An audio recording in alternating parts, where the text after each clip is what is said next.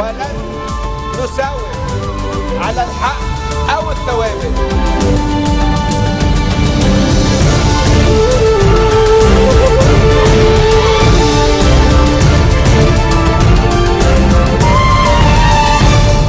Good afternoon. You're watching the English newscast here on Future Television. I'm Linda Tamima. These are today's headlines.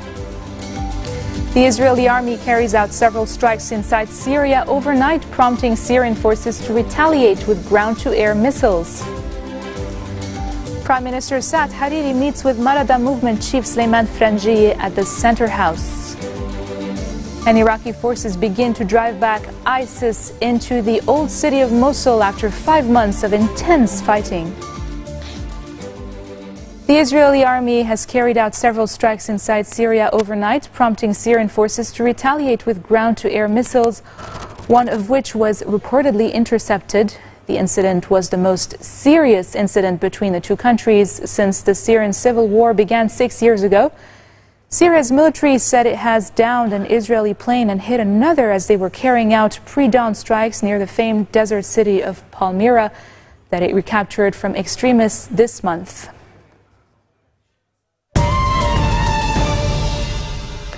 And in Lebanon, Prime Minister Saad Hariri has met with Marada movement chief Sleiman Frangieh in a bid to revive ties between the two leaders. Their discussion at Hariri's residence in central Beirut covered recent political developments. Both leaders were joined by Marada Public Works and Transportation Minister Youssef Finyanos and the Premier's Chief of Staff Nader Hariri, as well as Culture Minister Ghatas Khouri, amongst others. Kataib Chief Sami Gemayel accused rivals of posing a charade ahead of a parliamentary session a day before for failing to justify their inability to carry out reforms. Sharp differences burst out into the open between lawmakers over financing the public sector's salary hike bill, thwarting the evening parliament session and casting gloom over the fate of long-awaited salary increases for thousands of civil servants and public and private school teachers. Deputy Speaker Farid Makari, who has been chairing the sessions in the absence of Parliament Speaker Nabih Berri, lashed out at Gemayel, accusing him and the Kataib party of responsibility for hindering the endorsement of the salary hike motion. The young MP, however, reiterated the party's alternative to the proposed tax hikes, calling on a series of anti-corruption and mismanagement measures that he says will be sufficient to fund the salary scale. Progressive Socialist Party chief Walid Jumblat broke his silence on the heated tax hikes debate, calling for a series of measures to fund the new wage scale for civil servants and teachers. Stopping money squandering and corruption is enough to avoid these taxes and fees, Jumblat said via Twitter, suggesting alternative measures that the government could take to fund the salary scale, such as fixing the surplus of staff in civilian and military sectors. He also called for the separation of politics from administration, referring to the influence of internal politics and political parties on state institutions. Jumblat called for an independent judiciary to handle the public funds corruption and squandering cases. Lebanese President Michel Aoun says Lebanon's greatest burden today is the Syrian refugee crisis, one which no other country can handle. Speaking at a reception ceremony at the Mar Maroun Church in Rome, he discussed the current state of affairs in Lebanon and the region with acting Lebanon ambassador to the Holy See, Albert Smeha, and acting Lebanon ambassador to Italy, Karim Khalil. Aoun said refugees exceeded 50% of the Lebanese population and cited the economic and security impacts on the country, adding that no country could take on such a task. Aoun is expected to return to Beirut today following a 2-day official trip to the Vatican, where he met with Pope Francis and the Holy See's Secretary of State, Cardinal Pietro Parolin. Parliament Speaker Nabih Berri has led mourners in the funeral of his deceased brother-in-law who passed away during heart surgery earlier in the week. The families of Fadlallah and Berri gathered to mourn the loss of Imad Fadlallah in the respective hometowns of Ainata and Tebnin in southeastern Lebanon. The funeral procession, which took place in Ainata, set out from the home of the deceased. Mourners carried wreaths at the forefront of the procession and carried Fadlallah's body down to the cemetery. Prayers were conducted after burial. Imad Fadlallah was the principal of a secondary school in the U.S. state of Michigan and was in his late 40s at the time of his passing.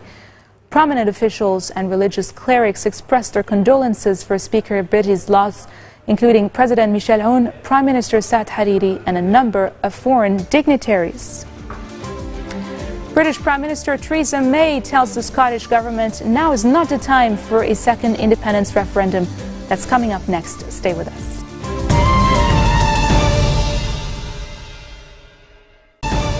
Welcome back. You're watching the English newscast here on Future Television. Saudi Arabia says it has completed all necessary arrangements for Iranian pilgrims to attend the annual Hajj pilgrimage, an issue that has created tensions between the two regional powers in the past.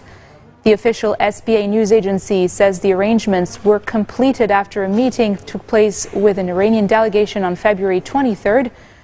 Iran's Tasnim news agency says the country will send around 80,000 pilgrims this year. Saudi Arabia oversees more than 2 million Muslims from around the world, making the annual pilgrimage to Mecca one of the 5 pillars of Islam. After 5 months of intense fighting, Iraqi forces have begun to drive back Islamic State into the dense alleys of Mosul's old city, but civilians face a desperate struggle to survive. More details in this report. The brutal endgame in the battle for Mosul. Iraqi forces pushing Islamic State back into their final refuge, the alleyways of the old city. Their ultimate goal lies beyond. The very mosque where the group's leader infamously declared a caliphate in 2014. For now, their black flag still flies above. Over 500,000 civilians are caught in the crossfire, trapped by the retreating forces and the aerial assaults of their assailants. You can't even walk for 10 minutes without mortar fire. The mortars rain down, the bullets rain down. Many still risk it, such as their desperation to escape. Children are among the wounded. Shrapnel injuries and amputations. Their innocence no barrier to war. If they're the lucky ones, there are many who aren't. On these carts are the bodies of children, their loss too painful for the families to leave them behind. This happened because of airstrikes. They were in their homes and the airstrikes killed them. Those who remain in the city face a desperate struggle to survive. No food has been brought in for months. The only water is in wells. The hope is that victory is in sight. For the people of Mosul, it can't come soon enough. British Prime Minister Theresa May tells the Scottish government now is not the time for a second independence referendum, saying it would be unfair to ask people to vote without knowing the result of Brexit talks. Joanna Webster reports. The Scottish National Party to accuse the ruling Conservatives of running scared from a second independence referendum before Brexit talks are complete. The SNP's deputy leader, Angus Robertson, will open his party's spring conference on Friday by saying the people of Scotland should decide their own future. That after the British Prime Minister said now is not the time for a second vote north of the border.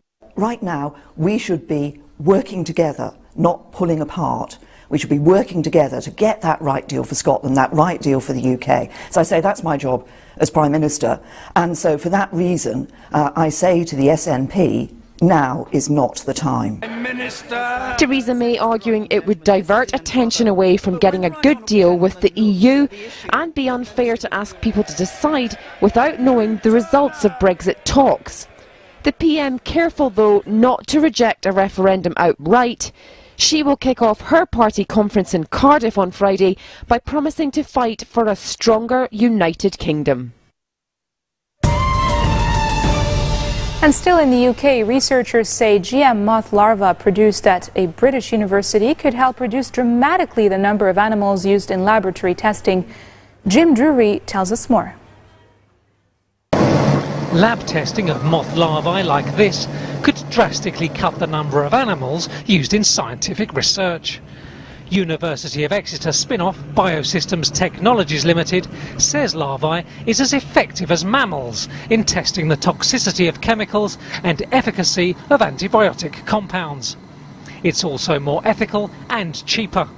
It's actually really expensive to work with mice or with other mammals, and so if you're a research institution, you spend a huge amount of grant income on actually carrying out the experiments in mammals.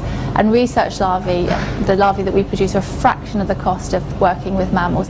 The potential of moth larvae isn't new, but until now, sourcing reliable specimens has been tough. Everybody who used the larvae had to actually buy them as fishing bait, so they would have to go online to fish, like to tackle shops or stop off at their local pet shops and buy, tubs of grubs. The company sells Galleria melanella wax moth larvae through the post to other scientists. We breed them from a defined genetic background, so we've genome sequenced the breeding colony.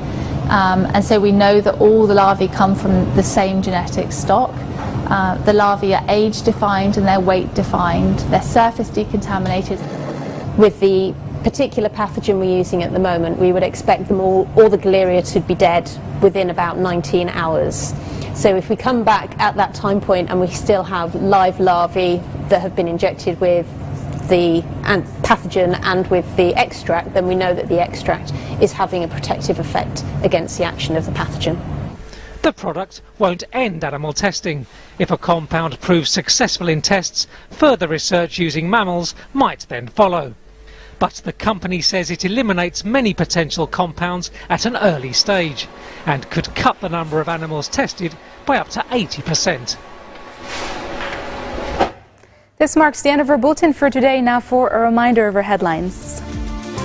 The Israeli army carries out several strikes inside Syria overnight, prompting Syrian forces to retaliate with ground-to-air missiles. Prime Minister Saad Hariri meets with Marada movement chief Sleiman Frangieh at the Center House. And Iraqi forces begin to drive back ISIS into the old city of Mosul after 5 months of intense fighting. Those are your headlines in English for today. I'm Linda Tamimna. Thank you all for watching.